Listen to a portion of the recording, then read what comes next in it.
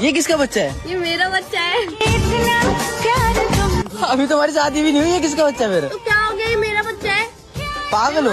शक्ल पे कितना मैच कर रहा है। सच से बताओ यार भाई, मेरे को यकीन नहीं हो रहा।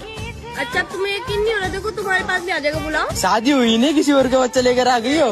तूने हो जाना देखो मांग रही हो, जाके देख रहा हो, देख रहा हूँ मांग रही है। मैं नहीं दूंगी। नहीं दोगी? एक शर्त है, मैं दे के आ जाऊंगी। बताओ। मेरे से तुम शादी कर लो, बच्चे कर लो। बच्चे के लिए शादी कर लोगी? हाँ कर लो। देख रहे हो भाई? हाँ देखो देखो तुम्हारे ऐसे ऐसे शादी नहीं करूंगा। आज बाबू वैसे कुछ भी कहो भाई, बच्चे तो मुझे ही बहुत प्यार लगते हैं। रगों में मोहब्बत का। देखो बच्चे बस अपने पापा के पास आते हैं।